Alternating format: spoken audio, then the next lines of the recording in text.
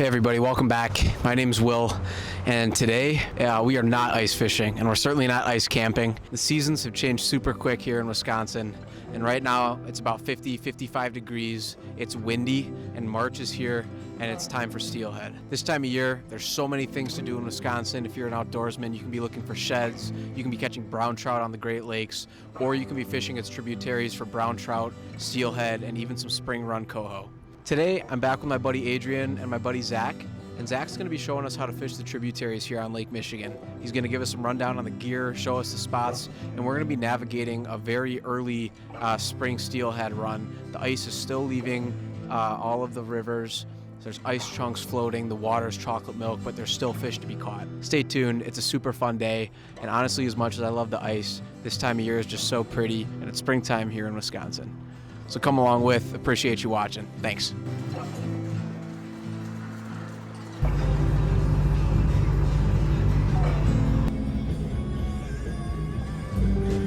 I am just driving past the Vantage Data Center project here that's north of Port Washington. I'm not one to always voice my opinions, especially online, but I don't know how many miles long this project is and the amount of earth that they've moved in beautiful farm country here. But I can guarantee you this, that there's no amount of AI that's worth what they're doing to the land here. I don't even want to know about the amount of water that they're going to take from our Great Lakes, especially here on Lake Michigan. This is some of the most beautiful farm country in the nation, and we're gonna pour concrete here for the sake of AI. It's actually ridiculous.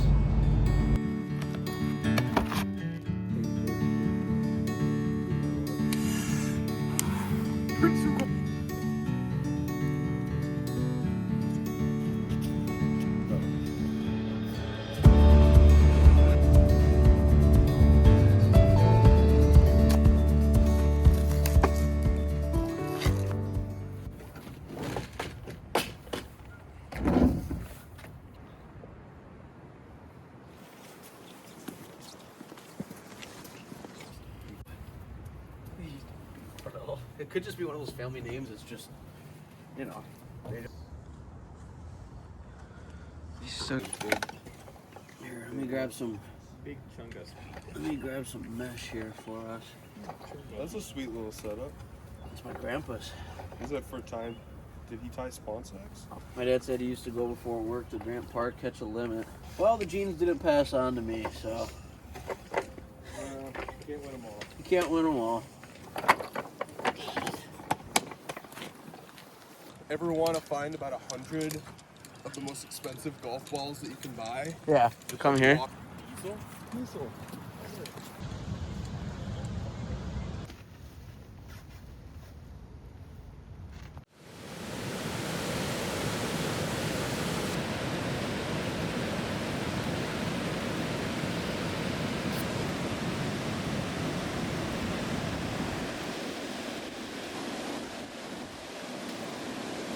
I like to use between like 8 and biggest I'll use in really muddy conditions is 16 millimeter, but generally between 8 and 12. Soft beads, these are death row. I really like death row because instead of needing, like with a pegged bead, I would need to cut this knot and then repeg my bead with like a toothpick or something, whereas these, I can just slide them right over that glass bead.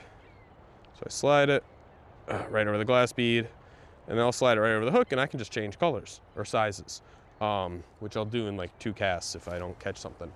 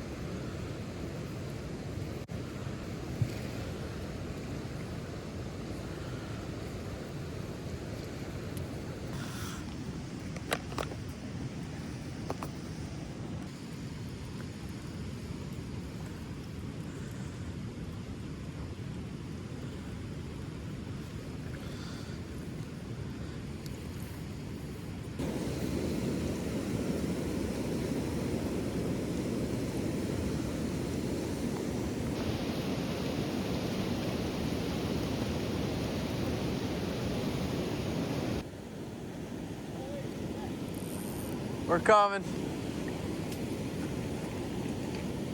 Nice steelhead, huh?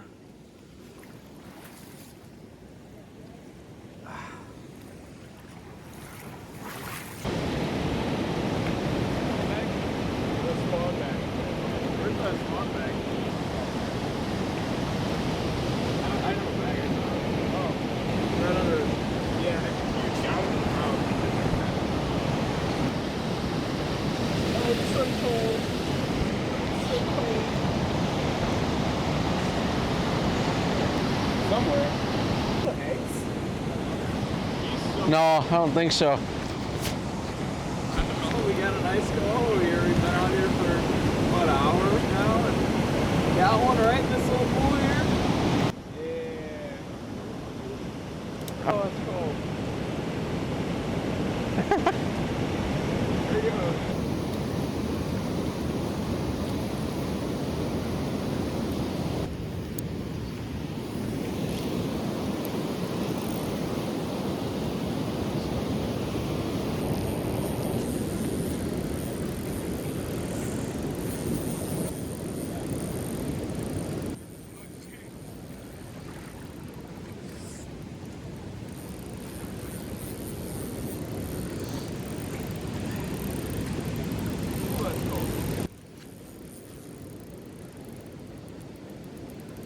That feels big.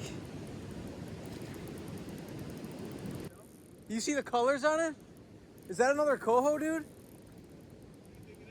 It's got, I think it's red. It's either a beautiful steelhead or a Coho. Whoa, another one right there. Did you see that?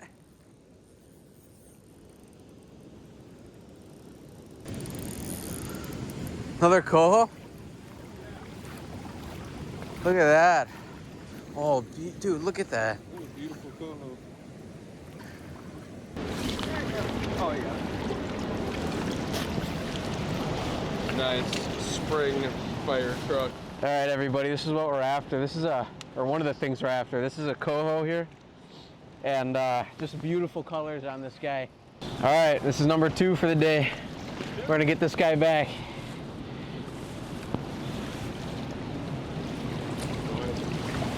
See you later, big guy. That's a good sized Coho, too. I can't believe we're catching Coho in the spring. That's so sick. I mean, we catch those guys from the boat when they're all silver yet. Yeah. It's completely different. You got her? I'm using something a little flashier than I would if this water was gin clear, like, you know, if it was end of the season or beginning of the fall run when there's really no color to be seen in the river. I would use something that almost replicates a brown trout bead or a brown trout egg in the fall, or exactly replicate a rainbow trout egg in the spring. That is because the things that are falling in the river, spawning in the river in the fall are the brown trout, and in the spring it is the rainbows. Although the Coho are in there, that really can depend from river to river. I find that, you know, focusing on those 2 color patterns really takes care of most of what I need. But yeah, basically I'm using something a little flashier than I would if it was gin clear. This is my waste pack, and I have my bead box. It's all messy, but this is like, this is what they come in. They come in like strands, but you can see I have like a whole array of beads in here, from like purple, pink, orange, chartreuse, different oranges, different reds, and all those are just different stages of life of a salmon or trout egg. Because when a trout first lays, I mean, if you ever tied spawn sacks or anything like that, you'd know. When a trout first lays an egg, it's pretty clear, it's see-through for the most part. So for brown trout, that's chartreuse, and for rainbow trout, that's like a pink color.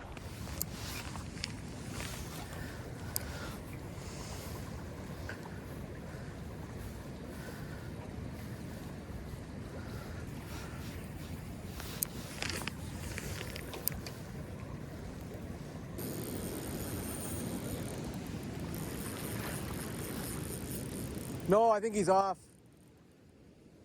Oh, look at him. Dude, he's right here. I thought he was gone. Look at this.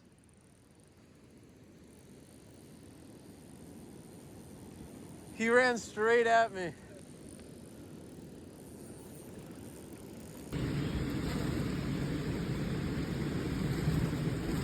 Oh, you see him jump?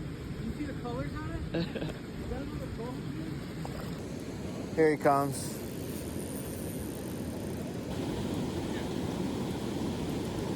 Nice. Nice work.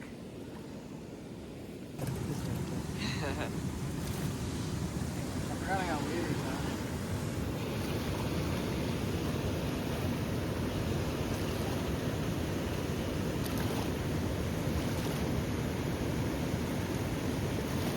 Look at that. I don't know if the colors are coming out, but it's another gorgeous fish. I'll let this guy go here.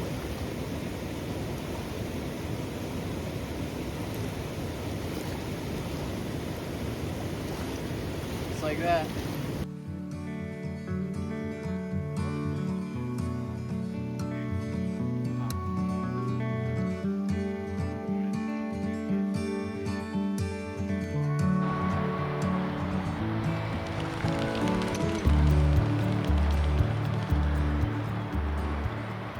All right, well, we spent the morning fishing at one river. We were chasing coho. We got a few of those, fishing right up next to a dam, and now we're interested in catching some steelhead. So it's a beautiful day. We got blue skies. It's probably 50 degrees. So we're gonna go try a couple spots that we know are pretty good for steelhead. We're gonna change up our setup in just a bit. If we catch a real fresh one,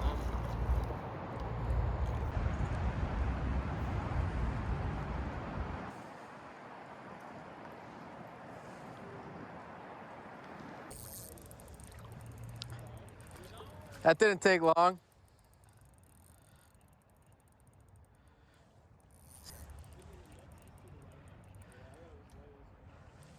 The head shakes are nuts. He's coming right here by you.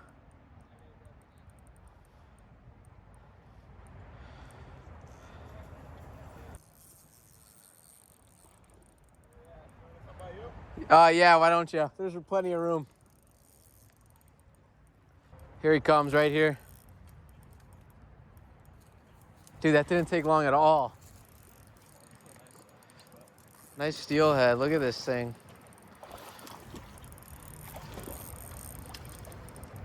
You ready? Oh, hold on. I'm in a tree. Oh, it's a beauty too. Uh-oh, Zach's got a tree. Let's go!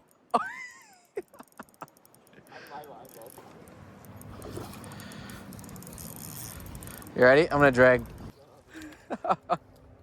Let's go. All right, this is actually a perfect spot to do this because I can just lay my rod down right here.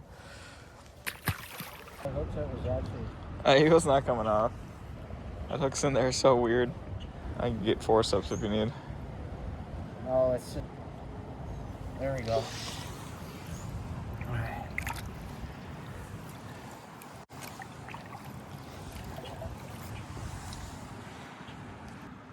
All right, guys, this is what we're after here. We've been here for all of 5 minutes, and it's just a beautiful spring steelhead. We're gonna let this one go. Let's go.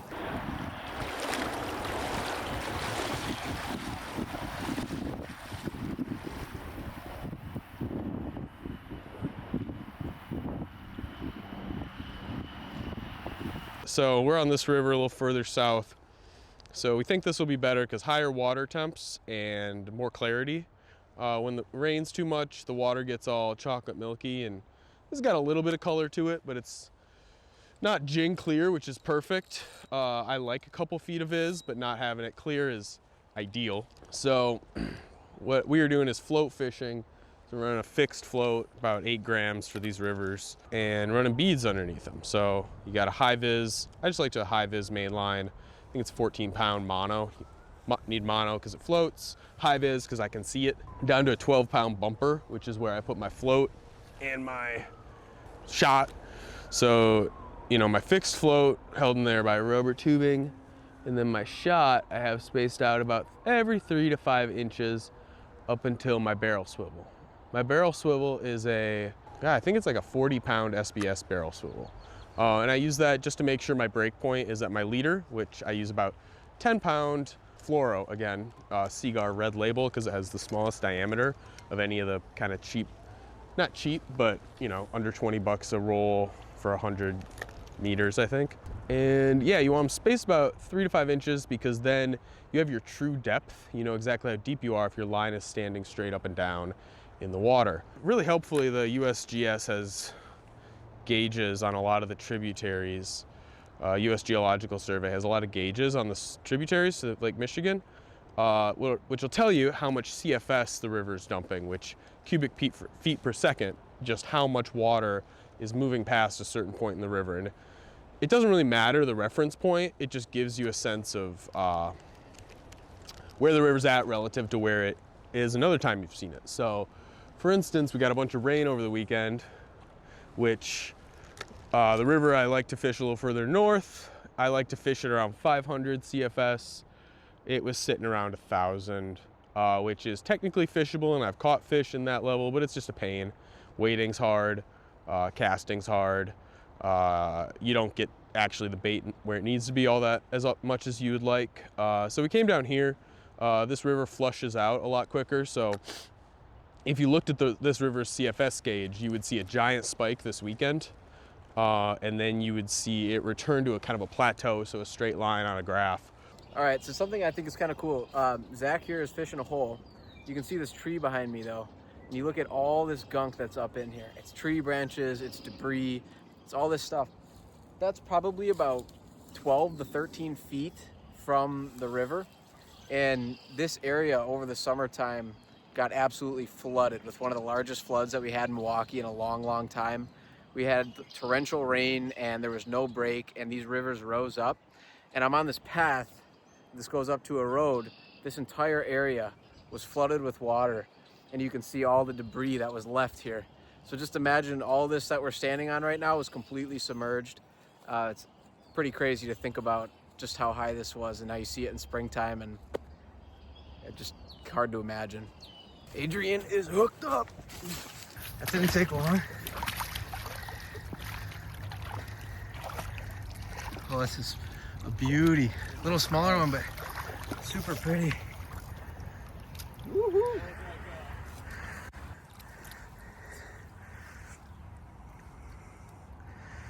Is that number like 5 for the day?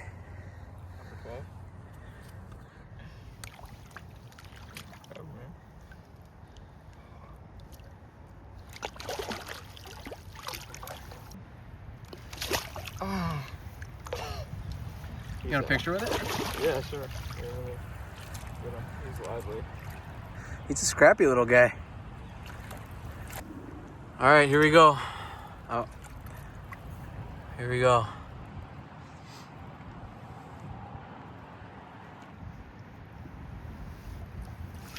Just like that. Let's go. Nice work. All right, everybody. Well, that's going to be a wrap for today. Steelhead season's just starting, so we're hoping to do a lot more content like this. Hopefully some good camping videos. Steelhead. We're going to get the boat out soon and start chasing brown trout and coho. Maybe even down to Lake Erie for some walleye. So if you haven't already, it means a lot to me if you subscribe. So please do. I appreciate you watching and enjoy the nice spring weather. Thanks.